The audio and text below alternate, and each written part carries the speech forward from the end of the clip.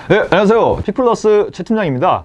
여러분, 왜 핸드폰 사실 때 무슨 요금제 굉장히 복잡하죠? 근데 잘 모르겠어서 머리 아파서 그냥 그걸로 해주세요 라고 했다가 나중에 요금 고지서를 받아보고 나한테 굳이 필요 없었던 요금이 들어가 있다든가 부가 서비스가 들어가 있다든가 해서 당황하셨던 경험이 한 번쯤은 있으실 텐데요. 이렇게 몇십만 원밖에 안 하는 핸드폰을 구매할 때도 여러 가지 부대 비용이 발생하게 되는데, 하물며 중고차는 어떻겠습니까? 여러 가지 그런 부대 비용들이 있는데, 이런 부분들을 잘 알고 구매를 하셔야 쓸데없는 비용을 지출하지 않으시겠죠. 그래서 제가 오늘은 중고차를 구매할 때 과연 어떠한 부대 비용들이 있는지 여기에 대해서 한번 자세하게 안내를 해드리겠습니다. 먼저 첫 번째로는 당연히 이제 중고차를 하시려면 차 가격을 내야겠죠. 차 값이 있을 거고요. 두 번째로는 취등록세가 있습니다. 정상적으로 차량을 구입을 했다면 나라의 취등록세를 납부를 하는 게 당연한 건데요. 나라에서 정한 취등록세는 보통 차량 가격의 7%로 고지를 하고 있습니다. 즉, 내가 만약에 1000만 원짜리 차를 사게 된다면 70만 원을 취등록세로 납부를 해야 된다는 건데요. 근데 사실 내가 만약에 SK엔카에서 1000만 원짜리 차를 봤다고 하면은 이 차의 실제 가격은 1000만 원이 아니라 900만 원 정도예요. 이 900만 원 정도인데 거기다 10%인 부가세가 더해져서 1000만 원이라는 가격에 판매가 되고 있는 건데요. 그렇기 때문에 내가 만약에 1000만 원짜리 차를 산다면 실제로 납부해야 되는 취등록세는 70만 원이 아니라 실제 차량 가격인 900만 원의 7%, 즉 63만 원 정도가 된다는 거죠. 즉 7만 원 정도 차이가 나게 되는 건데요. 그렇기 때문에 중고차를 구매를 할 때는 꼭 이 부분도 확인을 해보셔야 돼요. 보통 중고차 딜러분들이 정확한 취등록세가 얼마인지 계산하는 게 번거로우니까 미리 차량 가격의 한 7, 8% 정도를 받아놓고 실제 취등록세가 부과가 돼서 납부가 되고 나면 나머지 잔금을 구매자분한테 돌려드리는 식으로 매매가 진행이 되는데요.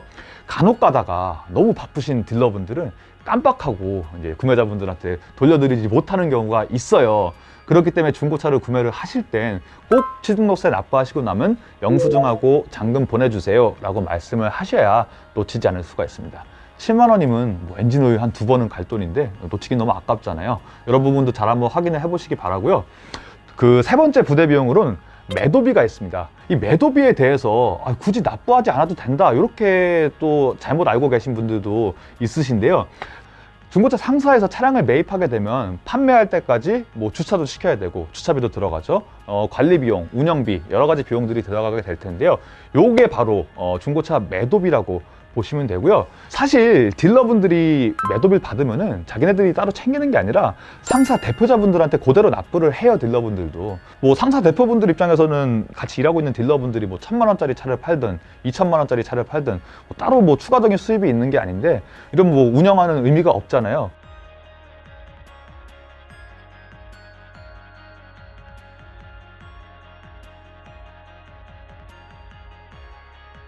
따라서 매도비는 이걸 내야 되나? 이거 안 내도 되는 거 아니야? 이렇게 고민하실 필요 없이 납부를 하면 되는 비용이라고 보시면 되고요.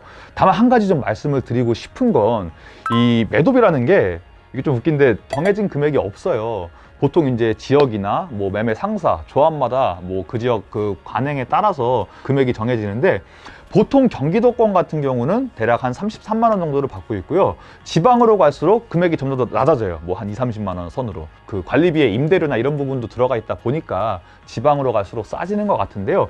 만약에 이 매도비가 너무 좀 상식적인 선보다 많다, 비싸다. 예를 들어 수수료 항목을 받는데 매도비를 50만 원, 70만 원을 받고 있다든지, 만약에 이럴 경우에는 한번 확인을 해보시는 게 좋습니다. 그리고 네 번째로는 성능보험료가 있는데요. 우리가 중고차 구매할 때 가장 걱정되는 것 중에 하나가 바로 이제 품질이잖아요. 겉으로 보기엔 멀쩡해서 구매를 했는데 사자마자 여기저기 문제가 발생하고 하면 골치가 아프실 거 아니에요. 그래서 나라에서 중고차를 판매를 할 때 구매자한테 일정 부분 보험료를 받고 보험사에서 알아서 보상을 해줘라 해서 나온 게 이 성능보험료 제도라고 보시면 되고요.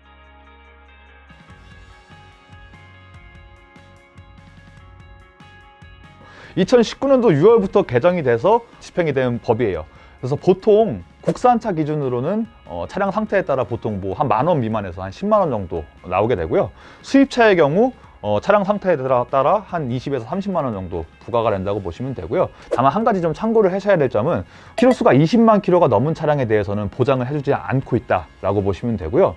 가끔 우리가 예를 들어 SK엔카를 보시면 엔카 보증보험이 따로 있는데, 이 성능보험료와 SK엔카 보증보험은 별개예요. 그렇기 때문에 내가 만약에 SK엔카 보증보험을 가입을 하고 싶다, 내지는 뭐 다른 플랫폼에서 제공하는 보증보험을 가입을 하고 싶다 하시면 이 성능보험료와 별도로 또 보험료를 납부를 하셔야 그 보험에 가입할 수 있다. 이 부분만 기억을 하시면 될 것 같습니다. 이 외로는 뭐 기타 비용으로 이전 대행비랑 번호판 교체비, 그리고 탁송료 이런 비용들이 있는데요. 먼저 이전 대행비란 말 그대로 이전 등록을 대행해주는 비용인데, 보통 인지세 포함해서 비용이 한 7,000원 정도 나와요. 어떤 상사에서는 요거를 그냥 서비스 차원에서 무료로 해주는 데도 있고, 뭐 한 4,000원, 7,000원 정도 받는 데도 있는데, 요거는 이제 상사마다 다르긴 한데 나올 수도 있는 비용이다 라고 보시면 되고요. 번호판 교체비 같은 경우는 이것도 마찬가지로 지역마다 조금씩 차이가 있기는 한데, 대략 한 2만 원에서 3만 원 정도 발생을 한다라고 보시면 되고요. 얼마 전에 왜 새 번호판 나왔잖아요. 새 번호판의 경우 요거는 뭐 한 10,000원, 2만 원 정도가 추가될 수도 있다고 하니까 이 부분은 한번 따로 확인을 해보시는 게 좋을 것 같습니다. 그리고 내가 만약에 중고차를 구매하러 가서 바로 계약을 하고 내가 그 차를 타고 오면 모르는데, 또 내 차를 타고 가서 계약을 하고 일단 내 차를 타고 오고 차량을 탁송으로 받으시는 경우도 있잖아요. 이런 경우는 거리에 따라서 탁송료가 추가적으로 나올 수도 있다라고 보시면 될 것 같습니다.